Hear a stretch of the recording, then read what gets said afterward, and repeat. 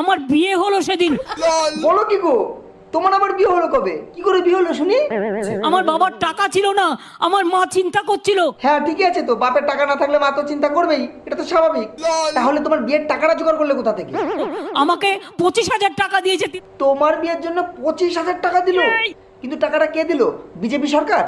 তৃণমূল সরকার। তাই আমি রূপশ্রী স্কিমে টাকা পেয়ে আমার বিয়ে হয়েছে। আরে সালা, তোমার বিয়ে হয়েছে কাউকে জানাওনি? এইবার তোমার বিরুদ্ধে আন্দোলন করব। আন্দোলন কাকে বলে এইবার তোমাকে শেখাবো। এই আন্দোলন আমাকে কেউ শেখাবে না। আন্দোলন তোমাকে শেখাবো না। তুমি কোন লগ্নে জন্মগ্রহণ করেছো? আমি আন্দোলন লগ্নে জন্মগ্রহণ করেছি। তুমি যেই লগ্নেই জন্মগ্রহণ করো না কেন, তোমার শিক্ষা আমি দিয়েই ছাড়বো। তো কোন হ্যাঁ? আমাকে চেনো না? আমি দা বং কেজি গাই। তোর তো গলায় দড়ি দিয়ে মরা উচিত। তুমি ছেলে না মেয়ে সেটাই এখনো পর্যন্ত জানতে পারলাম না। তোমার ডিএনএ টেস্ট করতে আমি আসছি, দাঁড়াও। এসো ডিএনএ টেস্ট করতে, ভালো করে দিয়ে দেবো।